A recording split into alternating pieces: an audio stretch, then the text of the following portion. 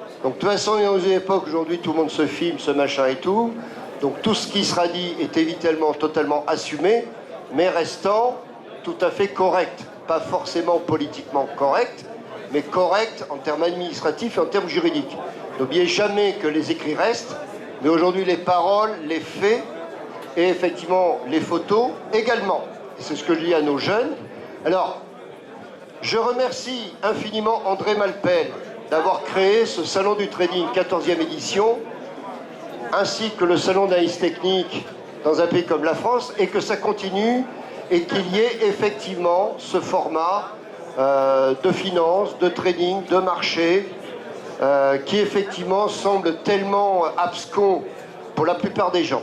Donc l'objet de cette conférence, ça va être de vous parler des taux d'intérêt négatifs, c'est-à-dire qu'effectivement on est dans une période absolument étonnante, où en deux mots, quand on emprunte, quand on est finalement un mauvais élève à passer à son temps à s'endetter, ben finalement on est récompensé, puisqu'on est payé, et puis quand on est prêteur, normalement fourni, eh bien on doit payer. Parce que c'est un peu ça la situation actuelle des taux d'intérêt négatifs. Alors avant de commencer, je vais quand même me présenter pour ceux qui ne me connaissent pas. Venez, monsieur Douadari, qu'est-ce que vous faites debout là? Il y a de la place encore, mais rentrez. Ah oui, on est mieux assis que debout, vous verrez. Hein? Sanchez et González, deux Espagnols, l'un assis, l'autre debout. Vous ne connaissez pas. Merci. Donc, je m'appelle Georges Castel. Maintenant, les années passent, le spread, comme on dit, s'élargit année après année avec mes étudiants. Donc, pour résumer, j'ai eu un prix de thèse Maurice Varsano, qui était le fondateur de Sucre et Denrées, en 1952.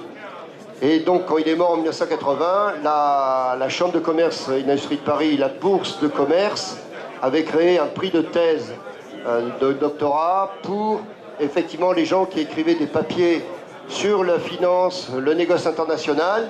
Donc moi, je venais de Bordeaux, contre des gens d'HEC, du 203 de Dauphine et tout. Et cette année-là, en 87, j'ai obtenu ce prix.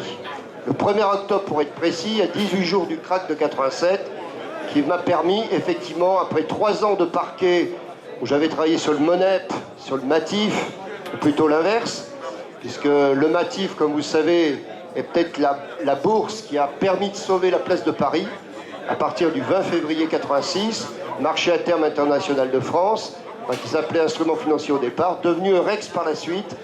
Et effectivement, Patrice Poncet, un grand professeur, comme on sait, un des maîtres de beaucoup de monde, avait dit qu'à 5000 lots jour, ça serait un succès, alors qu'au bout d'un an, on était à 100 000 lots jour, et au bout de 2 ans, à 300 000 lots jour, le MATIF. Créé d'ailleurs par Jean-Charles Naouri, aujourd'hui président de RIS, et qui avait eu de meilleures notes à Normal Sup qu'un certain Henri Poincaré, ce qui est quand même une sacrée référence, le frère de l'autre. Bon.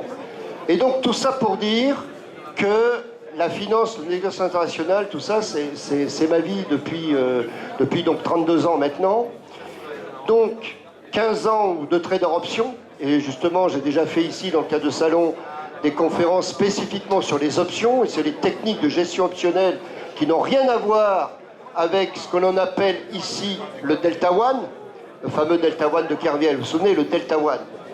Ici, tout ce qu'on fait dans le salon d'analyse technique, c'est apprendre le Delta One. C'est-à-dire, on vous apprend à acheter, à vendre, à acheter non couvert, ce qu'on appelle chez les gérants les long only, c'est-à-dire les gens qui sont acheteurs et qui vendent, ou qui vendent, qui sont acheteurs, mais qui sont structurellement acheteurs. Alors que la logique des options, ou d'arbitragiste options, c'est que vous êtes long, vous êtes short, vous avez les marchés à terme et vous gérez tout le package avec des options. C'est ce que l'on appelle aujourd'hui la gestion alternative. Et moi, cette terminologie ne me plaît pas, parce que si elle est alternative, ça veut dire qu'elle n'est pas classique et habituelle. Alors qu'au XXIe siècle, la gestion alternative se doit d'être une gestion normale ou classique, et non plus extraordinaire. De même que les terminologies sur les options classiques, vanilla ou exotiques, ben le terme exotique me déplaît, parce que exotique, ça veut dire qu'il y a un côté ou sulfureux, ou qu'on ne connaît pas, ou machin, alors que tous ces instruments, désormais, sont classiques et habituels. Et comme, justement, on n'ose pas nommer les choses, Le marketing a inventé un nom qui s'appelle produits structurés. Et les produits structurés, vous avez des packages d'options, de machins, de plein de choses dedans. Mais on ne le sait pas. Mais c'est un peu comme vous, quand prenez votre voiture, vous n'êtes pas mécanicien, vous n'y connaissez rien, vous prenez la clé, elle démarre, vous ne savez pas comment ça marche. Eh bien, tout est comme ça. Et même qu'un jour, un homme politique, dont je tairai le nom, parce qu'il est quand même très connu, disait « Ah non, mais moi je n'ai ni d'action ni d'obligation, j'ai de l'assurance vie ». Sauf que dans l'assurance vie, il y a des lignes d'action et des lignes d'obligation. La finance étant tellement, je dirais, sulfureuse dans un pays... mais pas qu'en France d'ailleurs, parce que là aussi on adore s'autoflageller en France à ce sujet-là, mais je peux vous assurer que chaque fois qu'on parle finance, pognon, machin et tout, ça inquiète. Parce que tout de suite les gens pensent magouille, truand, machin et tout. Alors, il y a eu une époque, effectivement, il y a eu des risques qui reviennent, tout ça, enfin, on connaît, et aujourd'hui on est dans une époque où on est en train de rationaliser tout ça, la compliance, la certification, et toutes ces choses-là. Eh bien, j'ose dire en tant qu'ancien trader, parce que moi j'ai fait trader, c'est une très bonne chose. Je ne dis pas ça par démagogie. Il est évident que dans une société démocratique et ouverte et d'open space, on se doit d'avoir des règles, les règles qui sont faites par des arbitres, qui sont bien payés, donc moins corruptibles, on va dire, et qui, quelque part, ne crache pas sur l'arbitre. N'est-ce pas, M. Barthès, qui avait craché sur l'arbitre? Et c'est une vieille anecdote. On ne crache pas sur l'arbitre. Et l'arbitre, il est au-dessus des règles. Non, il n'est pas au-dessus des règles. Justement, il édicte les règles, il les applique, et tout le monde est d'accord. C'est le principe de base, je dirais, d'un fonctionnement de marché. Parce que, quelque part, le marché, quand il fonctionne bien, c'est ainsi. Et c'est pour ça, d'ailleurs, alors là, je vais dire un truc qui ne va pas plaire à certains. Bon, dès qu'on achète, qu'on vend quelque chose, on spécule. Enfin, alors, pour ne pas dire le mot spéculation, on dira qu'on fait de la stratégie. Stratégie, c'est quoi? C'est finalement mettre un alpha, mettre tant de pourcentage en telle ou telle valeur, mais finalement, ça revient strictement au même. Tout n'est que stratégie, tout compte fait. Lisez Le Prince de Machiavel 1517, vous verrez, ce n'est que ça. Et nous, notre métier, c'est de prévoir. Speculare en latin veut dire effectivement prévoir, et donc gérer. Mais encore une fois, un mot sulfureux qui ne convient pas au politiquement correct. Eh bien, nous, en France, c'est pour ça que je remercie André Malpel vivement de faire un tel salon en France. D'accord? Alors, pour la petite histoire, alors, moi, le trading option, j'ai arrêté en 2000, en 88-89, donc il y a maintenant 31 ans. Nous avions créé, avec des gens de Sucre et Denrées, puisque je travaillais chez Sucre et Denrées à cette époque-là, dans le milieu du négoce international de matières premières, où là, c'est un milieu qui m'a fait perdre peut-être toutes mes dernières illusions de jeunesse, parce que là aussi, c'est vrai que les jeunes, on les conforte dans un béni-oui-ouisme, je dirais BA, sans se rendre compte qu'en face, tout le monde n'est pas collaboratif et sympa. Qu'en face, il y a des vrais loups, et que plutôt que d'être des lions, il faut apprendre à se défendre. C'est extrêmement important. Eh bien, nous avons créé avec Karim Benabirazik et Philippe Gainsberg ce que l'on appelle aujourd'hui le pôle trading de l'ESSK, le MBA Trading Finance de Marché, qui en est aujourd'hui à sa 32e promotion. D'ailleurs, on va les applaudir, ils vont s'applaudir. Merci d'être là, mes chers étudiants. On les applaudit bien fort. Il y a d'ailleurs des anciens qui sont ici. Je vois Fraise Soulier, là, qui est chez Self-Invest. Non, chez eToro, enfin, il y a pas mal d'anciens et tout. Alors, on a des anciens remarquables qui ont tous été mes anciens élèves. Prenons l'exemple de Benoît Grisoni, qui est d'ailleurs venu ici, promo 98, qui aujourd'hui est PDG de Boursorama, n'est-ce pas? Et croyez-moi qu'en France, pour être PDG de banque, si vous n'avez pas fait l'ENA ou l'X, c'est pas forcément évident. J'ai eu David Pérez, de la même promo 98, qui a survécu 14 ans chez Goldman Sachs. Quand je dis survécu chez Goldman, parce qu'on connaît Goldman, déjà il restait 3 ans comme Mario Draghi, c'est déjà pas mal. Alors il restait 14 ans, je vous raconte pas, mais c'est tout un état d'esprit. Lord Blankfein, il est resté 30 ans. Il faut bien comprendre que quand vous travaillez 1 an chez Goldman, c'est comme si vous travailliez 5 ans ailleurs.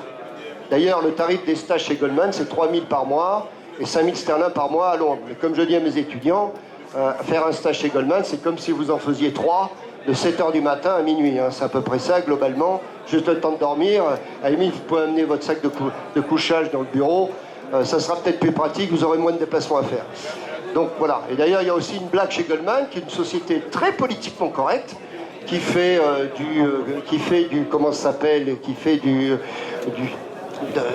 comment dire, du care, c'est-à-dire qui quelque part du caritatif, dans tous les sujets.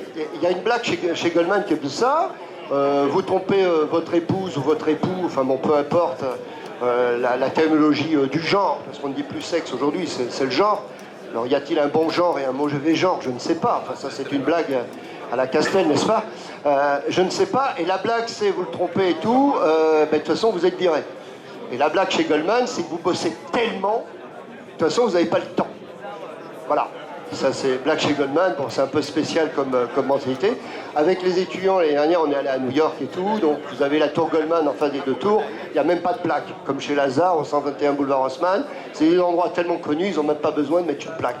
Il n'y a pas de carte d'identité, il n'y a pas de plaque, tout le monde sait que c'est Goldie, évidemment. Donc effectivement cette boîte-là, il y a eu des problèmes, ils ont payé d'ailleurs pas mal d'amendes eux aussi, mais moi j'ai jamais vu un client de Goldman se plaindre. Les clients de Goldman, ils gagnent énormément d'argent, mais eux aussi. Hein, c'est d'ailleurs le principe de base du fameux gagnant-gagnant. C'est-à-dire que c'est pas parce que vos clients gagnent de l'argent que vous n'allez pas en gagner, et c'est pas parce que vos clients perdent de l'argent que vous êtes content, absolument pas. Alors tout ça pour dire que maintenant, depuis 2000, je m'occupe effectivement à l'SSK de ce qu'on appelle entre nous de ce pôle training de SSK, où on a des gens vraiment absolument remarquables. Hein, je pense à Olivier Koff, également de cette promo 98, quel beau millésime, n'est-ce pas, qui a fondé Kite Market Securities, qui est à Paris, à Londres, qui est à Tokyo, non, pardon, qui est à Dubaï, qui est à New York et qui est à Hong Kong. À Hong Kong, en ce moment, c'est pas évident, mais c'est pas étonnant quand on sait ce qui s'est passé en 97, le rattachement de Hong Kong. Voilà. Donc voilà un petit peu la présentation de ce que j'ai fait. Donc quelque part, j'ai été un praticien. Effectivement, d'ailleurs, un jour, un étudiant m'a dit, parce que moi, mes cours ont une pédagogie très particulière, extrêmement vive et réactive, un peu comme en salle des marchés. Donc les étudiants ont intérêt à vraiment bien préparer leurs cours, les étudiants de M2, pas arriver pour bailler au corneille et tout. De toute façon, ils n'auront pas le temps. Donc ça va très vite, comme dans un entretien d'optionneur. Et ceux qui ne suivent pas, tant pis pour eux. Mais ce qui fait que ce n'est nul ni sadisme ni rien, c'est que quelque part les règles du jeu sont connues d'avance et il n'y a pas de souci. Le pire, c'est la trahison et tout, c'est changer les règles du jeu en cours de route, sans avertir, faire ça évidemment dans le dos des gens, tout l'inverse de la culture marché. Alors qu'avec moi, les choses sont claires et aujourd'hui, depuis maintenant, depuis 2002, le classement SMBG Universal, on est entre 2e et 5e dans toute la France sur, effectivement, en finance de marché, marché financier. Et moi-même, j'ai eu 2 fois le prix de la pédagogie, tout master confondu, dans la France entière, en 2011 et 2012. Et en 2018, j'ai eu le premier prix de toute la catégorie Banque, Finance, Assurance devant 160 masters. Voilà, alors après cette présentation, on va aborder ce fameux sujet incroyable mais vrai. Parce que moi j'ai connu le crack de 87, qui se souvient du crack de 87, 19 octobre 87. Excusez-moi messieurs, c'est effectivement les gens seniors qu'on dit, parce qu'aujourd'hui on n'ose plus dire âgé, ou plus vieux, ou jeune. Alors il y a junior, senior, mais franchement, le crack de 87, c'est comme si demain, le Dow Jones qui est aux alentours de 25 000, si demain il était à 19 000, en un jour, 6 000 points de baisse, c'était ça le crack de 87. Puis surtout, ça a continué jusqu'au 31 décembre, c'était le 19 octobre, et c'est comme si après être passé de 26 000 à 19 000 en un jour, il était à 12 000 à la fin de l'année, le Dow. Voilà. Et sur le CAC 40, il est quoi, 5 600. C'est comme s'il était en un jour à 4 000 et au 31 décembre à 2500. C'était ça le crack de 87. Quand il y a eu la crise de 2008, tout le monde a comparé ça à 29, ce qui n'est absolument pas comparable. La situation de 2008 et de 29 est totalement incomparable. Entre 29 et 2008, les politiques keynésiennes ont été faites et refaites, et donc il y avait ce qu'on appelle des coussins sociaux de welfare qui, effectivement, même si les gens sont dans la crise et dans la merde, mais quelque part, il y a des coussins sociaux. Et d'ailleurs, si la situation des Gilets jaunes avait été comme en 29, croyez-moi, qu'il n'y aurait pas eu la trêve du mois d'août ou du mois de juillet. En 29, faut quand même voir, je ne sais pas si vous avez vu Les raisins de la colère de John Steinbeck et tout, c'était une toute autre situation. Alors je ne dis pas que tout va bien dans le meilleur des mondes aujourd'hui, mais il faut aussi savoir comparer ce qui est comparable. Et justement, c'est des situations totalement incomparables. Et donc des cracks, il y en a eu toujours. Et souvent, ils sont assez imprévisibles. C'est-à-dire que souvent, ce qui se passe, on avait fait ici il y a 3 ans une conférence à quand le grand crack obligataire. Parce que regardez un peu les taux longs comme ils sont bas aujourd'hui, voire négatifs. Et même en Grèce, ils sont combien les taux grecs à 10 ans?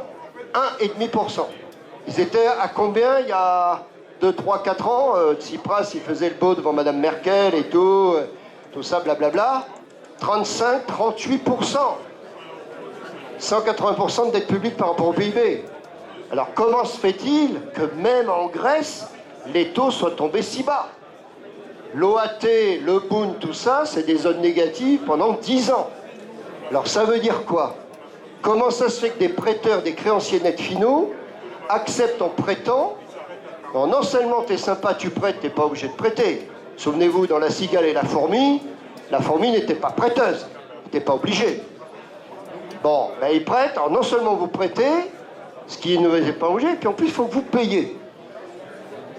Et de même que la construction européenne s'est faite avec les critères dits de Maastricht, 92, avec le pacte de stabilité de Dublin de 2004, d'accord, 3% de déficit public par rapport au PIB, 60% de dette publique, on est à peu près à 100%, l'Italie à 130%, la Grèce à près de 180%, et ainsi de suite. Donc normalement, quand on fait des émissions obligataires, c'est-à-dire de dette ou de créance, tout dépend de quel côté on est, parce qu'une dette, il y a forcément un créancier. Vous savez, la finance, il y a toujours 2 côtés. Il y a le bon côté du manche et il y a le mauvais côté du manche. Et ce qu'il va falloir comprendre, et tout l'objet de cette conférence, ça va être de se dire, mais pourquoi diable, il y a des créanciers nets finaux qui acceptent une telle situation? Parce que quelque part, c'est ça qui est en train de se passer. N'oubliez pas qu'à long terme, le marché a toujours raison, c'est-à-dire que les fondamentaux, c'est-à-dire le réel, est réellement valorisé au vrai prix de marché. Sauf s'il y a des forces qui ne sont pas du tout des forces de complot, comme certains veulent bien le dire, parce que quand on ne comprend pas certaines choses, ah ben c'est le complot, c'est le machin, les puissances de l'ombre, les vilains banquiers, les salauds. Alors c'est vrai que si tous les banquiers se comportaient bien, ça irait mieux, c'est évident. Hein, je pense à Epstein, des gens comme ça, bon, on s'en serait bien passé de ce genre de comportement. Mais là aussi, arrêtons de dire que tous les banquiers sont des salauds et des vilains et des méchants. Il n'y a pas plus, je dirais, contrôlé que le métier de banque au jour d'aujourd'hui. Même le crowdfunding, qui a l'air une activité sympa, le financement participatif, blablabla, blablabla, c'est cool, c'est sympa, il n'y a pas de cravate, ils ont des polos, voire des t-shirts, machin.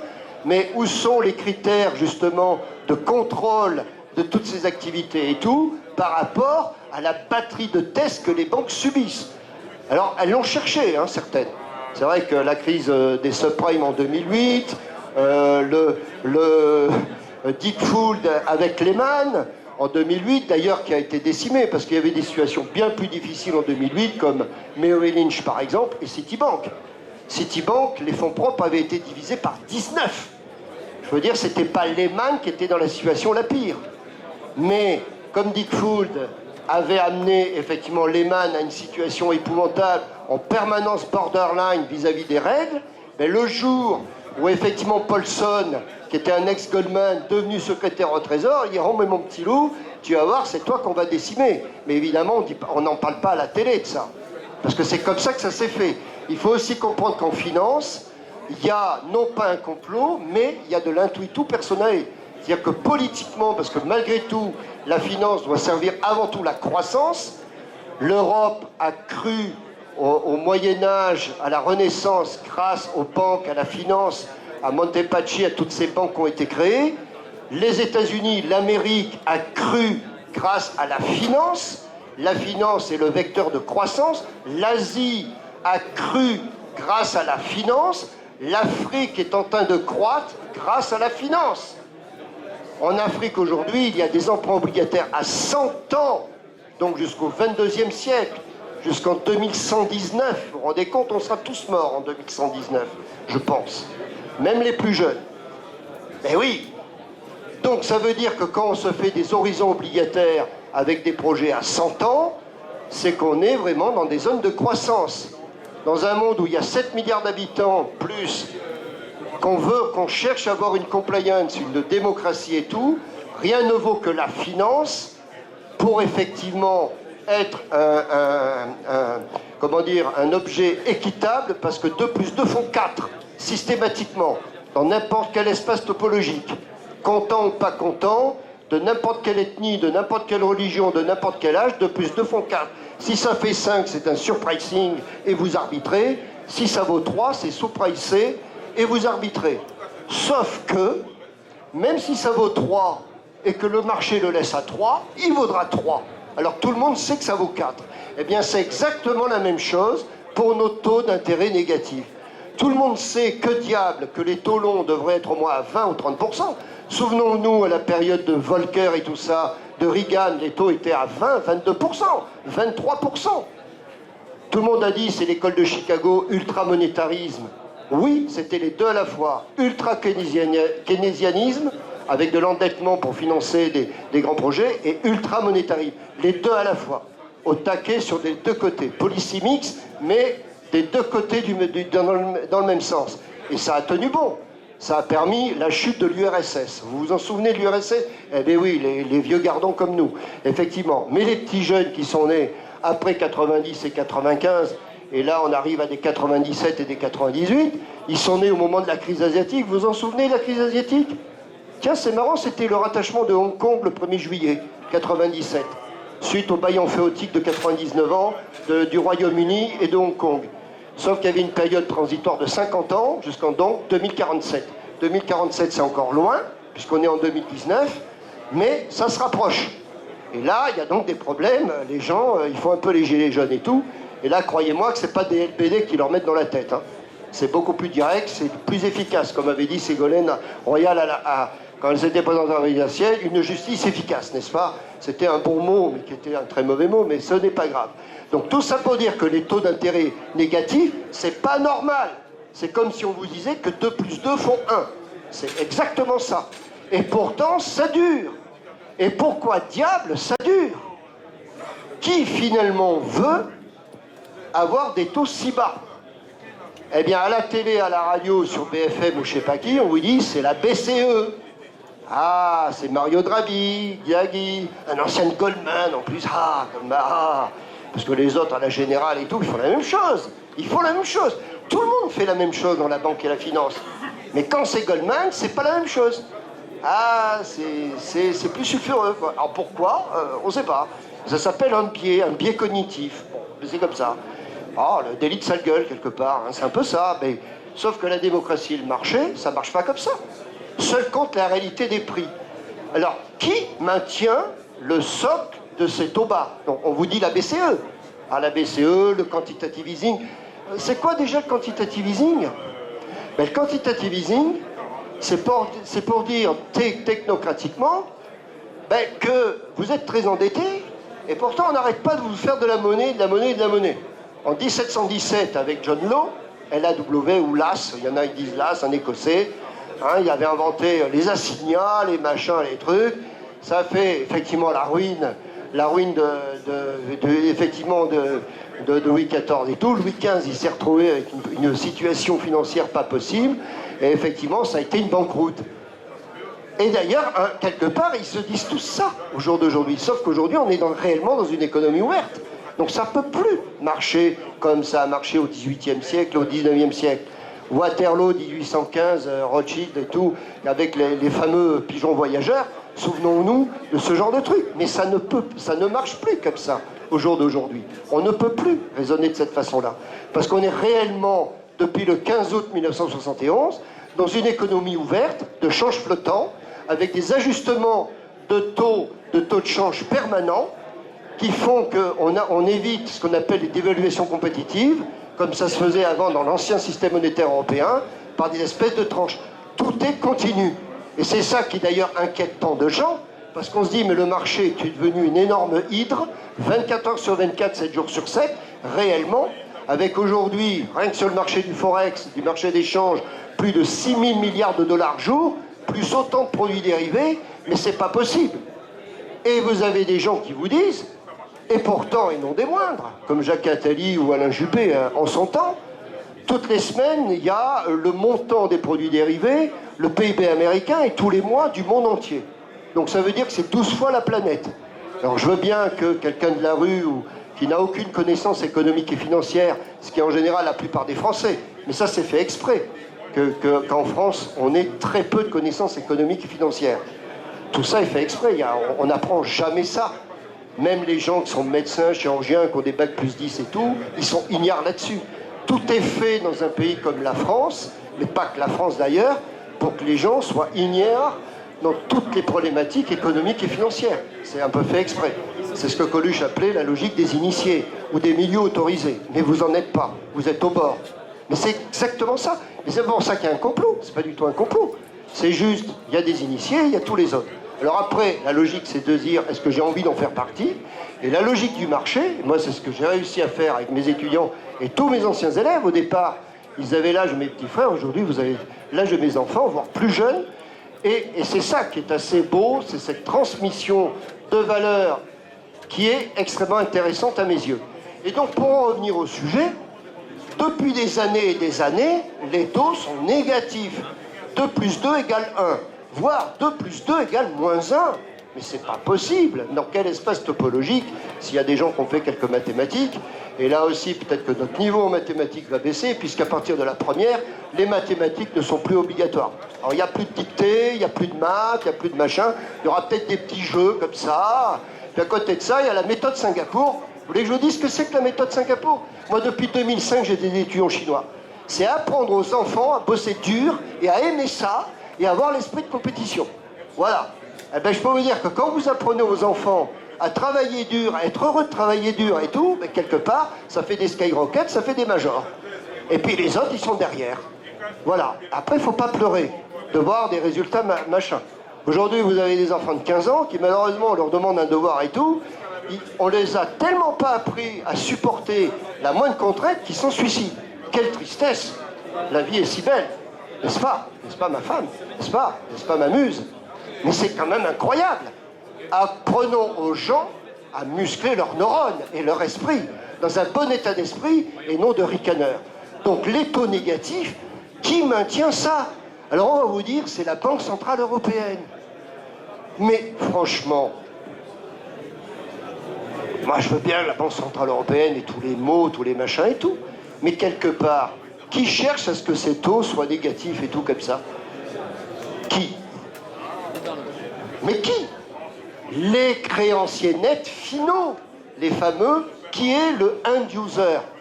De même que prenons notre exemple, on a un président des États-Unis, un grand blond, qui aime bien se montrer, faire des tweets. Il est moderne, hein. Vous savez, nous dans le trading, on fait des tweets, des machins.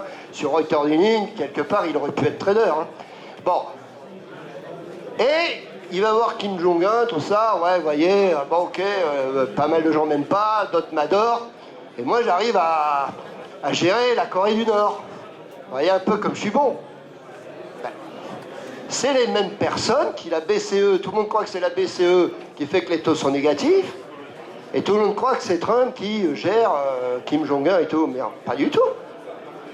Ces personnes-là, BCE et lui, pour ça, sont, comme on dirait à la télé sur BFM, on dirait, sont instrumentalisés. Mais par qui? Par les créanciers. Et voilà. Ben oui. Par nos amis chinois. Ben oui.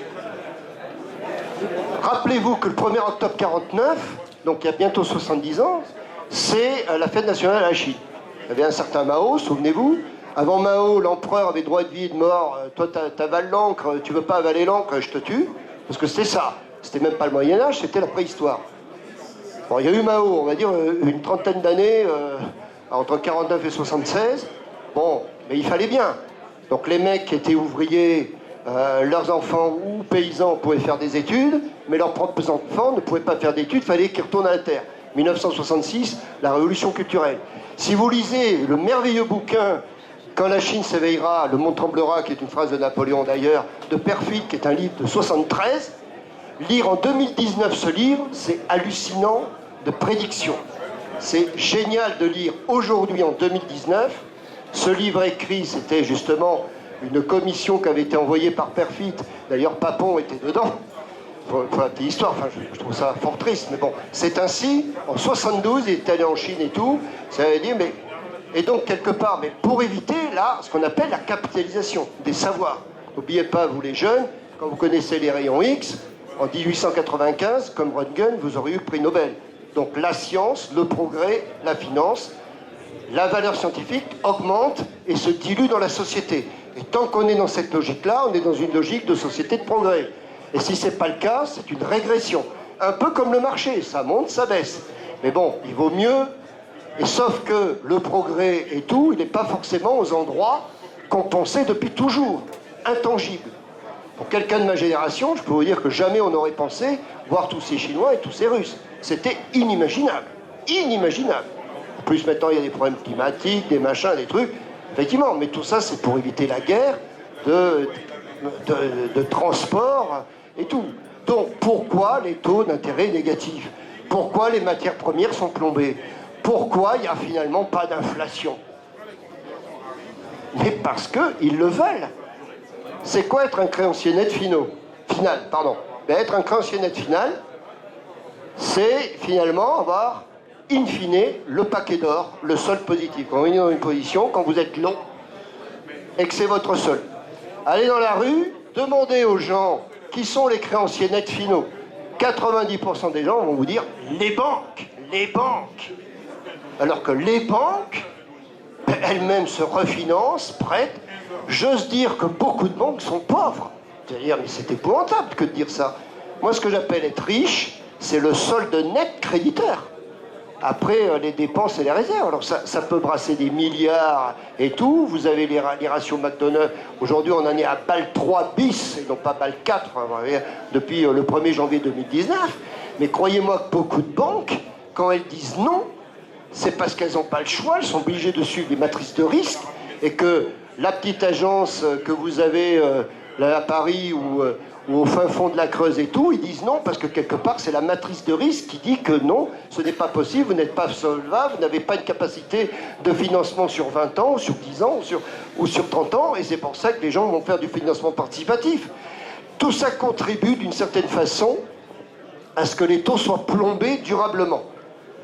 Grâce à l'euro, d'une certaine façon, ça a permis de faire un espèce de...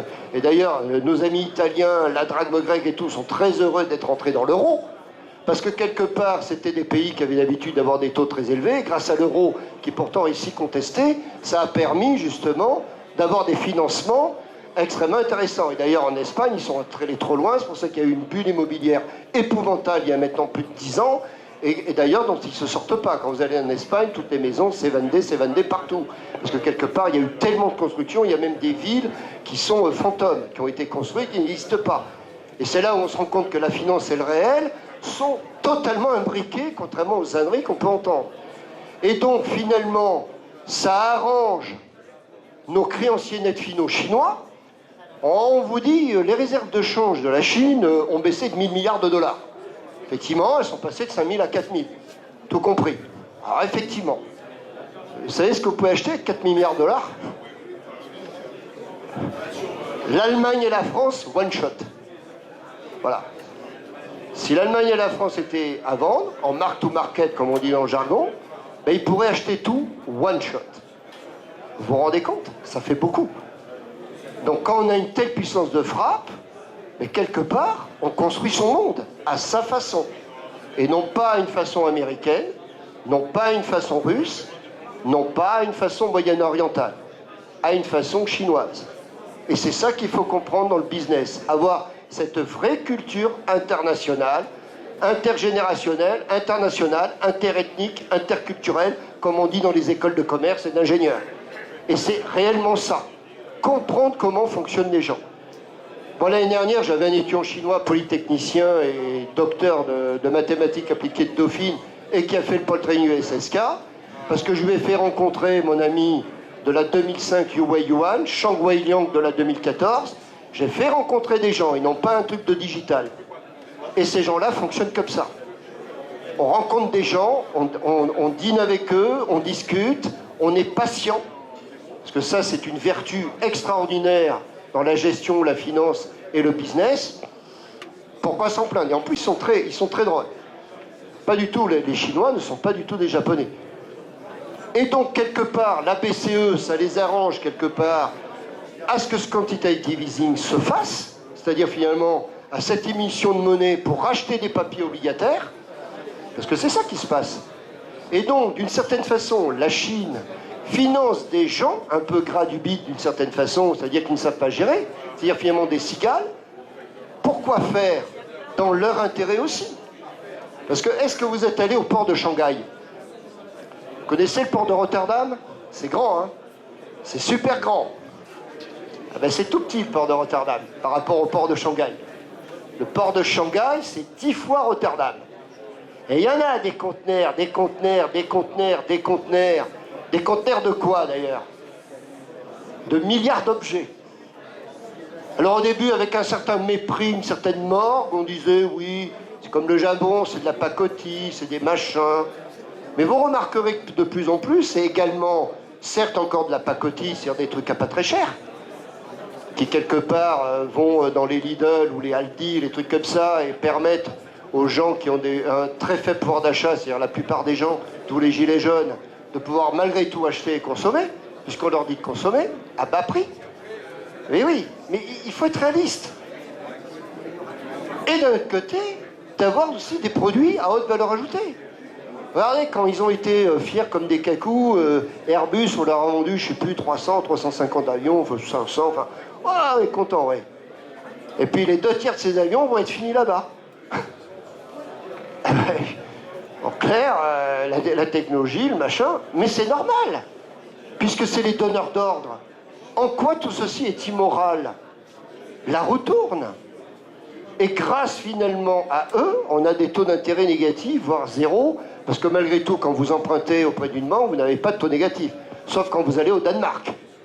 Ah ouais, quand vous allez au Danemark, vous pouvez, certaines banques danoises, vous privilégiez les taux d'intérêt négatifs. Vous, le petit particulier. C'est quand même assez hallucinant. Donc vous empruntez et vous gagnez du pognon. Non mais c'est un truc de dingue. Ah mais oui, même un particulier. Et tout ça finalement se tient. Et alors pour parler de la Corée du Nord et de Donald, là. Bah, Donald, quelque part, les Chinois ils aiment pas trop se montrer à la télé, tout ça. Ils savent bien utiliser les gens, des petites marionnettes comme ça. Bon. Donc il fait le beau et tout, Kim Jong-un, mais pourquoi Kim Jong-un, aujourd'hui, il est en train de rentrer les Gaules, comme on dit dans le sud-ouest? Pourquoi? Toujours une question de pognon. Qui finançait la Corée du Nord? Je vous rappelle quand même que depuis 1953, il n'y a toujours pas d'armistice signé entre la Corée du Sud et la Corée du Nord. Même s'il y a eu un simulacre au moment des Jeux Olympiques, la Corée tout court, machin, ces 2 pays sont toujours en guerre depuis 1953. Le mur de Berlin, ça n'a duré que 28 ans. Enfin, tout est relatif. 53, ça fait quand même 66 ans. Il n'y a toujours pas d'armistice. Sauf que là, comment survit-on? Avec du pognon, hein, pardon, de la finance. Si vous appelez la Chine, que vous devenez un acteur, justement, capitaliste de plus en plus important, tout en étant géré par le PCC, par le Parti communiste chinois. Comprenez qui pourra. Et d'ailleurs, c'est un pays où il y a vraiment une très grande... tout le monde dit que c'est la Norvège où il y a 40% des femmes qui sont dans les conseils d'administration. Non, il y a mieux, il y a la Chine. 50-50.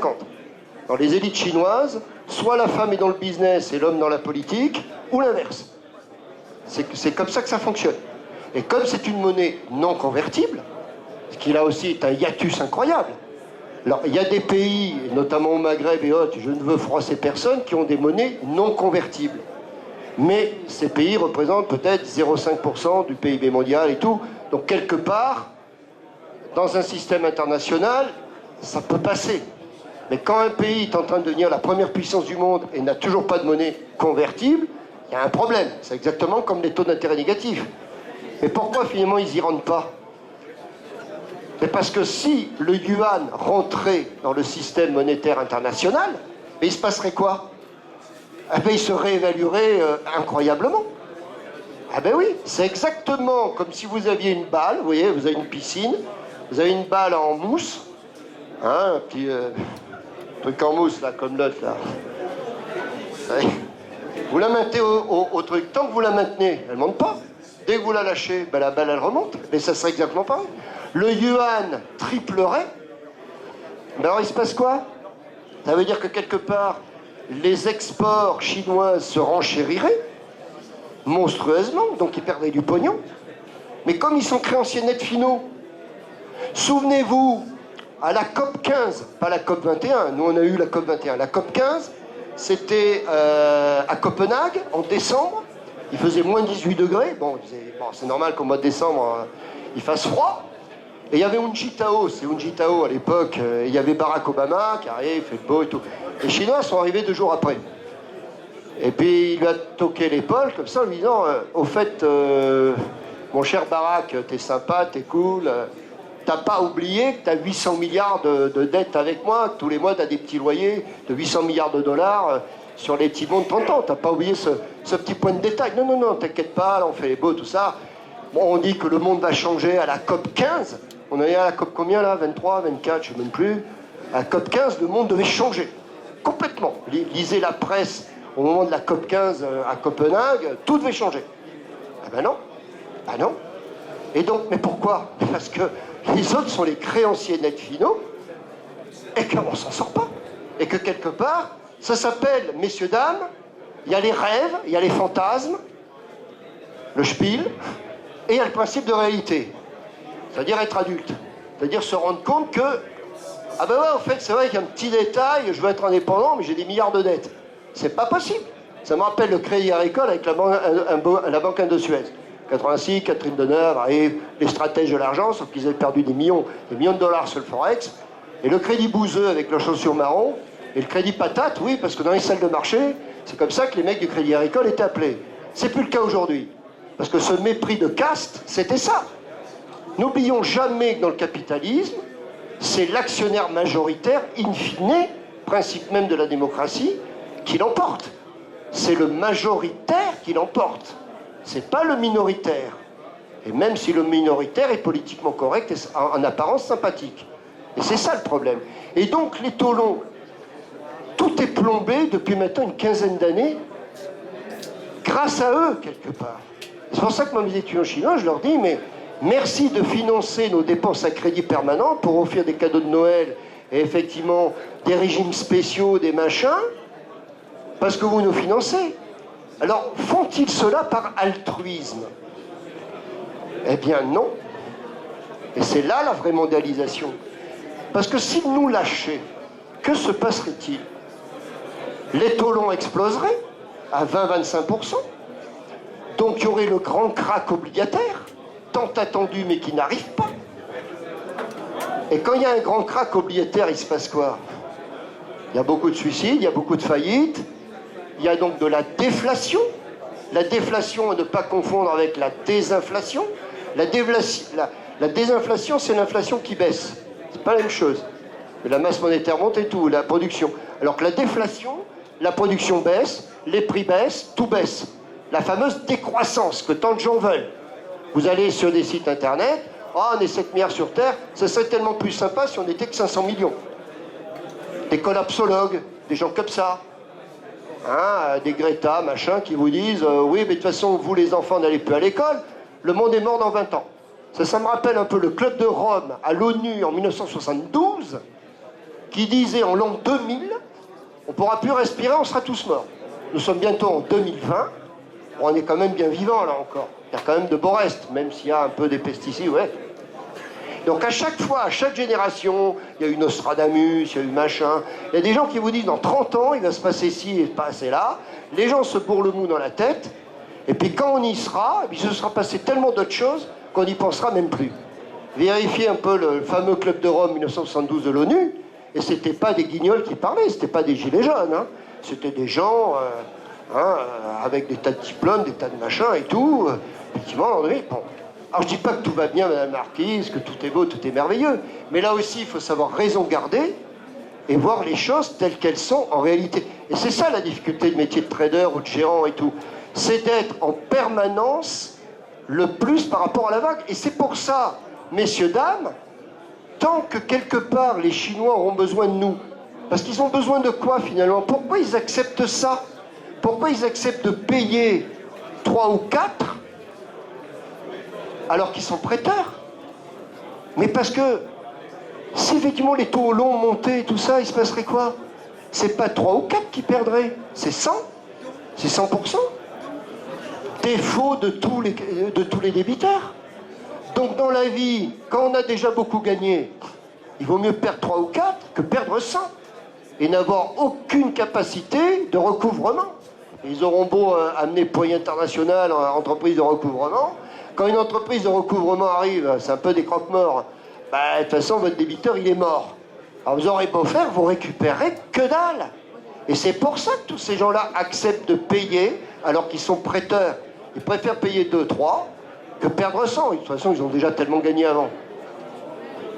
Est-ce que vous voyez le raisonnement? On est vraiment en voyage en absurdité. Autre chose, si effectivement les taux longs explosent, si l'OCDE devient insolvable, que feront-ils de tous leurs milliards d'objets sur le port de Shanghai et autres? Ils en feront quoi? Et comme on dit en trading, ils auront un long non vendu, non shorté. Parce que n'oubliez pas qu'en finance en trading, tout long doit être shorté et tout short doit être rallongé. Principe même de base de la comptabilité de gestion. Tout trou doit être rempli et tout remplisseur doit remplir les trous. Voilà, c'est exactement comme en biologie. Et donc, c'est... Voilà. Donc là, tous leurs objets, tous leurs machins, ils en feraient quoi? Puisque finalement, ils n'auraient pas de débouchés. Puis ça ne marcherait pas. Et donc, ils perdraient énormément d'argent. Donc, quelle est la solution pour les Chinois pour justement nous lâcher? Parce qu'il y a une solution qui n'est pas forcément cool pour nous. C'est que quand vous allez en Chine, tout le monde dit la Chine, tout ça, on voit les gens arriver chez Louis Vuitton, ils sortent des billets de 200 euros, pas de 500, mais alors il y a des gros paquets, il y a des... Vous savez, les touristes chinois à Paris dépensent 6 000 euros en moyenne, par personne, en comptant les enfants. Hein. Donc pour ça, tapis rouge, vous allez au bon marché, vous allez chez Louis Vuitton, toutes les belles boutiques et tout, vous avez une valoche à 20 000 euros et tout, bon, ok, et c'est des vrais, hein, forcément, à ce prix-là, j'espère quand même. Et ils achètent, hein, et ils achètent. Vous savez, pendant des siècles, ils n'ont rien acheté, mais rien. Vous savez, quand vous avez été frustré, je ne vais pas faire de la psychanalyse de Café du Commerce, mais après, vous avez une avidité d'achat, quoi, mais forcément. Pendant le temps que les bobos nous disent « Ah, il faut la décroissance, les machins, les trucs », les enfants ne bossaient pas, de toute façon, ce qui compte, c'est être heureux. Le développement personnel, ouais, mais quand tu es très heureux avec les poches très vides et que tu cours tout le temps après l'argent, croyez-moi, alors l'argent ne fait pas le bonheur, mais ça, c'est souvent les gens qu'on a toujours eu qui raisonnent comme ça. Ça veut dire que quand vous n'avez pas une thune de toute votre vie, le jour où vous en avez, vous êtes content. Mais ça, après, c'est la relativité. C'est la relativité comportementale. D'accord? Donc ça, c'est très important. Donc là, pour revenir à nos histoires de taux d'intérêt négatif, qu'est-ce qui ferait que la situation changerait? Il y a combien d'habitants en Chine? 1 milliard 450 millions. Il y a combien d'habitants en Inde? 1 milliard 300 millions. Combien d'habitants aux États-Unis? 300 millions. Mais 300 millions qui consomment peut-être pour 1 milliard. Alors même si nous, les petits Français, on était tous en vélo, comme disait Madame Lagarde, tout vert, on est sur le Seigneur, mais ça ne changerait pas grand-chose, ça ne changerait rien. N'oubliez pas qu'en Chine, l'autre côté de la rue, vous ne le voyez pas, vous avez de la poussière. Vous avez des enfants de 8 ans, 8 ans, pas 15 ans ou 18 ans. Vous avez des enfants de 8 ans qui meurent de cancer du poumon. Non pas parce qu'ils clopent, hein. Enfin, quoi que les Chinois fument énormément aussi. Très vite, et ils crachent aussi un peu partout. D'ailleurs, au moment des Jeux de Pékin, il y avait des écoles qui disaient non, il ne faut pas cracher par terre, ça se fait pas, ça fait pas bon genre. Après, on leur a pu dire, de toute façon, c'est eux qui ont le pognon. Donc, ils sont pareils, hein. Même si c'est très mal élevé de faire ça, bon, mais c'est comme ça. Bon, donc tout ça pour dire que la révolution verte, de toute façon, viendra d'eux, forcément. Parce que ce qu'il faut dire aussi, tout le monde parle du pétrole. Pourquoi il y a encore des traders charbon? Vous savez, le charbon, les mines, Zola, bon, il n'y en a plus ici, hein. Pourquoi il y a encore des traders charbon? Vous savez, des traders commodities, il y a des traders pétrole, mais il y a encore beaucoup de traders charbon. Un coq, enfin coq, le charbon, hein, pas l'autre. Hein. Le charbon. Quel est le grand pays charbon dans le monde? Avant même pétrole? La Chine. Encore aujourd'hui en 2019. À Shanghai, vous allez à Shanghai, les gens se disent, putain, c'est Dubaï à la puissance 10, c'est Manhattan, c'est machin. Même à Shanghai, je dis bien même à Shanghai, alors ailleurs, il y a plein d'appartements qui n'ont même pas, j'ai pas dit l'eau potable, qui n'ont même pas l'eau courante. Même à Shanghai. Donc vous voyez un peu tout le boulot qu'il y a encore dans ce pays-là, de croissance réelle et tout. Tout ne s'est pas fait en 30 ans. Alors, ok, là, sûrement elle baisse un peu, la croissance là-bas et tout, mais bon, n'oubliez pas que vous êtes des hommes et des femmes de marché, hein, une croissance de 15% par an continue et tout, il y a un moment, il y a des effleurements. Mais il y a un potentiel de croissance dans tous les secteurs hallucinant. Hallucinant, et notamment, ben, tiens, pour mettre des canalisations d'eau, pour mettre des trucs comme ça. Mais n'oubliez pas que comme cette monnaie n'est pas convertible, vous devez être chaperonné par des mecs du PCC, ou des femmes, 50-50 dans les condés. Les hommes et les femmes sont réellement à égalité dans les postes de pouvoir là-bas, je vous assure. C'est étonnant, mais c'est ainsi. Et c'est un des rares pays comme ça. Et donc, finalement, le fait que le yuan ne soit pas convertible, certes, ça arrange les Chinois, mais ça nous arrange aussi, les pays de l'OCDE. Et bien hypocritement, on dit « Ah, mais c'est pas bien, tout ça ». Mais quelque part, ça nous arrange qu'il ne soit toujours pas convertible, le yuan, parce que s'il l'était, mais tout de suite, le yuan monterait. Comme ils perdraient beaucoup d'argent sur leurs créances, ben, il faudrait bien que les taux longs montent, et les taux longs monteraient mécaniquement avec le yuan. Et on ferait quoi, là, avec nos 17, 18 ? Parce que là, aujourd'hui, le gouvernement et tous les pays d'Europe, là, ils crânent, vous voyez, critères de Maastricht, on est revenu de 4 à 3%, on est même à 2% de déficit par rapport au PIB. Mais c'est grâce aux taux négatifs. Merci les taux d'intérêt négatifs. Merci la Chine. Eh oui, quelque part, grâce finalement avec ces taux très bas, ça nous permet, alors que les réformes structurelles de dépenses publiques ne sont toujours pas faites, d'avoir en apparence des comptes valables par rapport à la Commission européenne. Bon, c'est déjà un début, mais ça sera mieux quand les réformes se feront. Donc, alors tout ça pour dire, je ne sais pas quelle heure il est 14 moins 5, il reste 5 minutes. Donc finalement, l'équilibre du monde, il est comme ça aujourd'hui. Tant qu'on aura affaire à des créanciers nets finaux, la Chine notamment, mais aussi les pays du Golfe, l'Arabie Saoudite, les pays du Golfe, c'est 30%, la Chine, 36%, la Norvège, 15%, les fonds souverains, 1000 milliards de dollars, net créditeurs.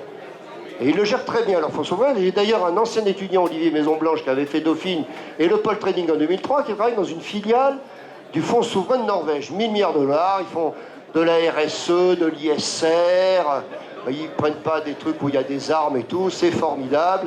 1000 milliards de dollars net créditeurs. L'indice Big Mac en Norvège est de 48. Vous savez, l'indice Big Mac, en France, il est à peu près de 9. Le SMIC est à 5 000 € par mois. Le moindre ouvrier sur des plateformes sont à 10 000 € par mois. Un ingénieur est à 50 000 € par mois. Mais il faut y aller sur les plateformes pétrolières du Nord. Donc voilà. Donc il y a des gens qui s'appellent des fonds souverains, qui sont donc net créditeurs, qui gèrent d'ailleurs très très bien, parce qu'ils savent très bien que les fonds pétroliers NIFI seront taris, on va dire, d'ici 70-80 ans. Donc quelque part, ils gèrent très bien, comme un fonds de pension. Les créditeurs, aujourd'hui, on nous a dit en France, il va y avoir le fonds stratégique d'investissement. Ah, formidable. Sauf que, comment il est financé, ce FSI? Ben, en s'endettant. Ah ben ouais. Vous savez, les cadeaux des Gilets jaunes, les 10 milliards, c'était en rajoutant de la dette. Et c'est pour ça, Tsipras, il fait le beau, il a des taux aujourd'hui à 1,5% à 10 ans et à 2,20 à 30 ans. C'est incroyable, les taux grecs.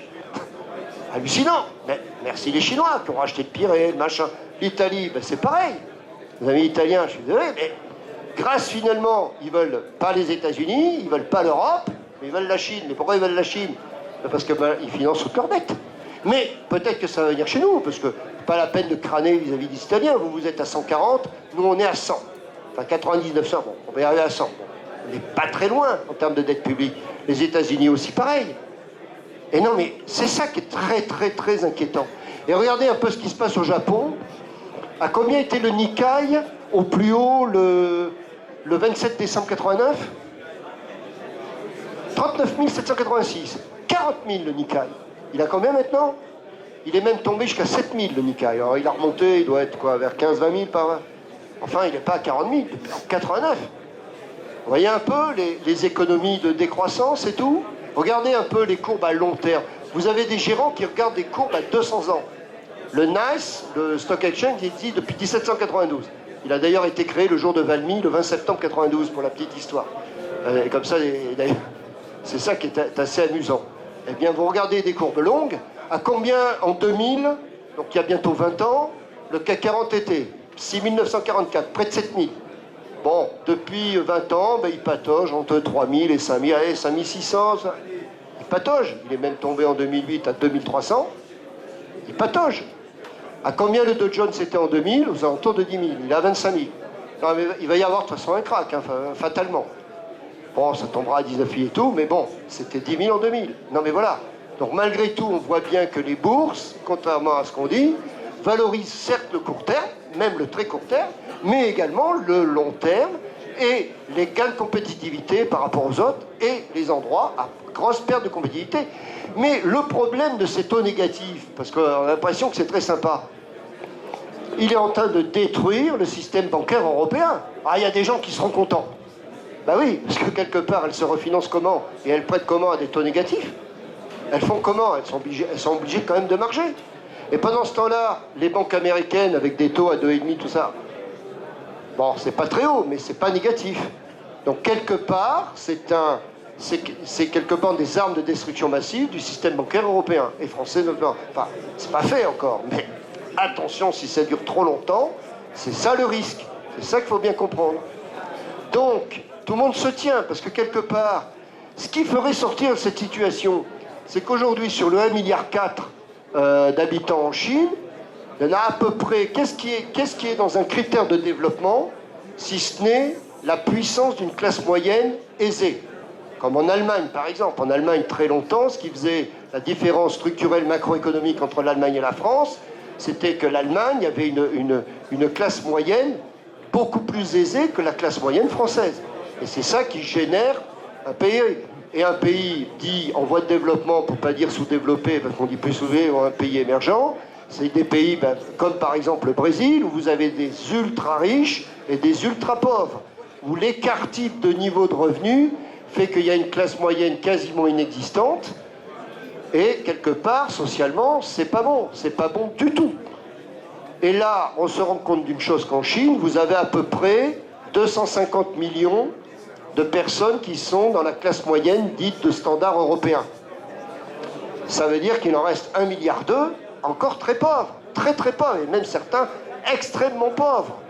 Et c'est pour ça que s'ils arrivaient à un seuil de 500 ou 600 millions d'habitants au niveau des standards européens, effectivement, leur production étant tellement importante, leur débouché se ferait beaucoup plus sur le marché intérieur qu'à l'exportation, et donc de fait, ils pourraient faire rentrer le yuan dans le système monétaire, et ça ne serait pas forcément sympa pour nous. Mais ils ne le font pas parce que, pour éviter de trop nous déstabiliser, tout en étant leurs obligés, parce que c'est bien ça la problématique. Vous savez, je veux dire une chose, n'oubliez jamais que quand on veut tuer son chien, on l'accuse d'avoir la rage. Ça, c'est un raisonnement qu'on a un peu tous, que ce soit en Occident comme en Orient. Alors qu'eux, ils ne raisonnent pas comme ça. Ils disent, mais il faut que tout le monde vive pourvu qu'ils puissent acheter nos matières, c'est-à-dire nos produits. Et c'est nous qui les finançons. Enfin, c'est nous qui donnons les ordres. Hein ? Et c'est ça la problématique. Je veux dire qu'il faut bien comprendre que le paradigme du monde du XXIe siècle, elle est bien là. C'est que cette puissance à la fois capitalistique, mais également du savoir, parce que vous avez le capital mais pas le savoir, vous n'avez pas le capital humain, ben quelque part, vous perdez. Avec la fiscalité, et quelque part, tout le monde dit, oui, l'argent, tout ça, c'est immoral. Mais bien sûr que non, au contraire. Finalement, la richesse, l'avoir va aux gens qui capitalisent le savoir et le travail, et finalement se perd parmi ceux qui se laissent aller. Est-ce que ce n'est pas moral? Mais c'est vrai que ça dérange beaucoup de monde, cette logique-là. Parce qu'il est beaucoup plus facile d'être paresseux, d'être glandeur et d'être désinvolte, qui est un peu la marque de fabrique de beaucoup de jeunes d'aujourd'hui. Mais c'est pas votre faute, les jeunes. On vous a dit, travaillez pas trop, machin, blablabla, faites ce que vous voulez. Oh, puis si aujourd'hui vous n'avez pas fait le truc, on repassera demain, la procrastination. Pendant ce temps-là, il y a des gens dans le monde qui, eux, bossent, mais bossent dur. Eh ben, vous serez leurs obligés. Alors, si c'est votre choix de vie, eh ben c'est OK. Mais croyez-moi que la chute peut être rude pour certains. Surtout, Illusion perdue de Balzac, c'est vraiment ça. Il y avait un livre de Morin, qui est un prof avec un AU à Sciences Po, le déclassement, mais on est là. Si on apprenait à nos jeunes à la relève, quelque part, parce que de toute façon, les vieux finissent bien par mourir. John Maynard Keynes disait, à long terme, nous sommes tous morts, effectivement. Mais comme une option, ah oui, je cite Keynes, mais comme une option, il vaut mieux des options à l'européenne, c'est-à-dire à l'échéance, plutôt qu'à l'américaine par anticipation. Je répète, quand on voit un jeune de 15 ans se suicider parce qu'il avait trop de pression à l'école ou je sais pas quoi, parce qu'on lui a demandé 2 devoirs de plus, c'est navrant. Mais je vous assure que cette anecdote est réelle, c'est vraiment navrant, tant pour cette personne que pour sa famille et tout. Mais que diable, apprenez les jeunes à travailler dur, à être efficaces, si vous voulez être en haut. Mais c'est vrai que depuis que vous êtes enfant, depuis 2001, vous mettez des lofts, des conneries comme ça à la télé, vous êtes biberonné du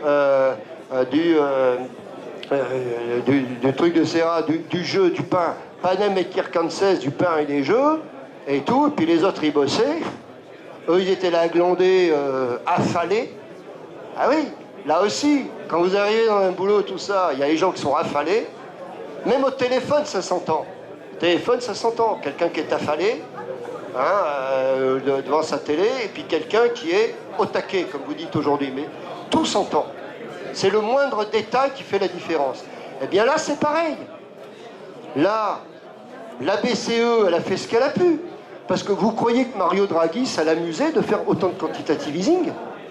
C'est pas une histoire d'Italien, c'était avant tout un ancien de Goldman, donc il connaissait bien la gestion financière. Mais il disait, comme les réformes des États ne se font pas, et que la Banque centrale est indépendante, eh bien on va donner un peu cette facilité, un petit peu comme un dopant. C'est un peu d'ailleurs, beaucoup de gens disent, c'est la coque des marchés. Le quantitative easing, c'est la facilité. Sauf que si vous donnez de la facilité, mais qu'en face, il n'y a pas l'actif réel, ça n'amène à rien. Et c'est exactement la situation.